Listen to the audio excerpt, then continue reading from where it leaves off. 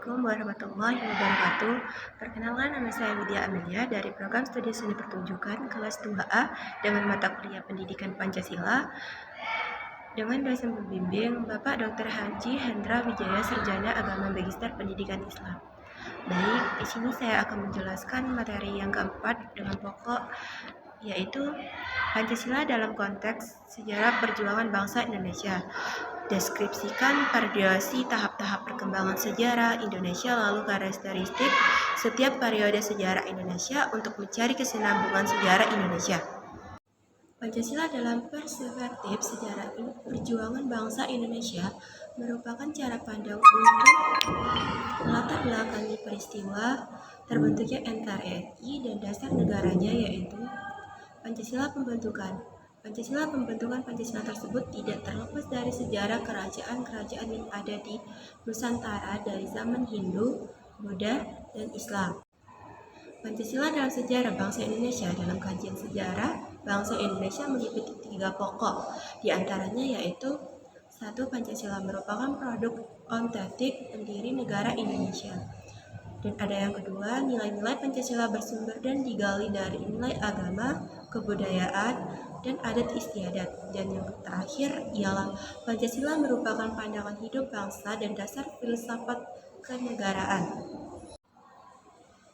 Adapun latar sejarah lahirnya Pancasila yaitu sejarah lahirnya Pancasila ialah berawal dari kekalahan Jepang pada Perang Pasifik tahun 1945. Menyadari kekalahan sudah di depan mata, Jepang berusaha menarik simpati rakyat Indonesia dengan menjanjikan kemerdekaan dan membentuk sebuah lembaga guna mempersiapkan kemerdekaan Indonesia.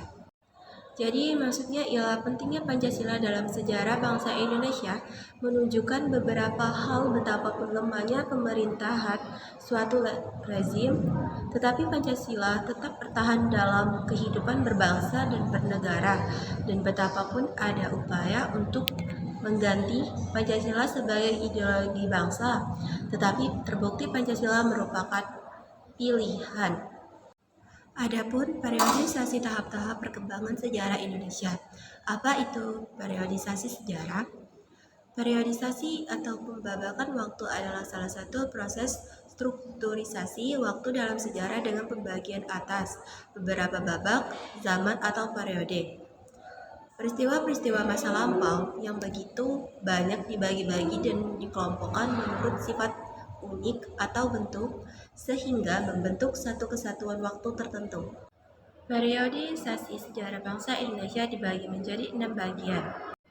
Berikutnya penjelasannya ialah zaman prasejarah sampai dimulai Tarik Masehi, zaman protohistoris atau saat dimulainya sejarah Indonesia, permulaan Tarik Masehi sampai abad ke-7, zaman Sriwijaya Sailendra abad ke-7 sampai abad ke-12. Tujuan dari adanya periodisasi sejarah ialah tujuannya memudahkan klasifikasi dalam ilmu sejarah, simplikasi berbagai peristiwa sejarah yang variatif, memenuhi syarat sistematika dalam ilmu pengetahuan, memudahkan sejarawan dan membaca untuk memahami secara utuh. Contohnya dari periodisasi ialah dalam sejarah adalah pembabakan peristiwa sejarah dinasti di Jawa sejak masa perkembangan agama dan kebudayaan Hindu-Buddha hingga Islam dinasti.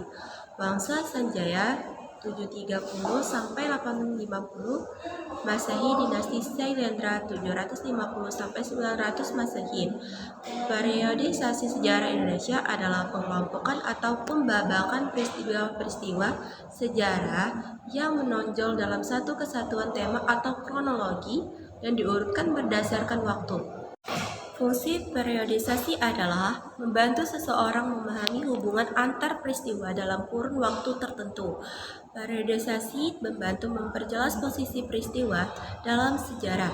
Tahapan perkembangan sejarah Indonesia menurut Muhammad Yamin yaitu periodisasi sejarah Indonesia terdiri dari yaitu terdiri dari zaman prasejarah sampai tahun 0 Masehi, zaman Proto sejarah hingga abad keempat, zaman nasional hingga abad ke-6, zaman internasional dari abad ke-16 sampai tahun 1900, dan abad proklamasi mulai 1900 sampai sekarang.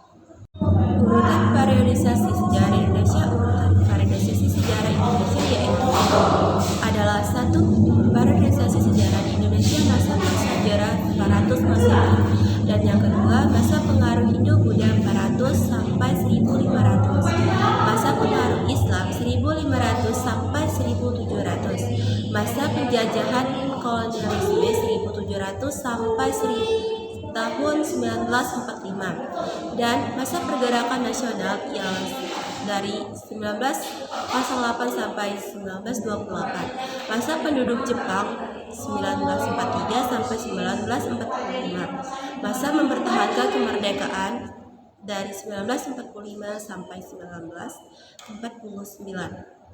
Baiklah, itulah penjelasan dari materi presentasi saya. Jika ada salah kata, saya mohon maaf. Atas perhatiannya, saya ucapkan terima kasih. Wassalamualaikum warahmatullahi wabarakatuh.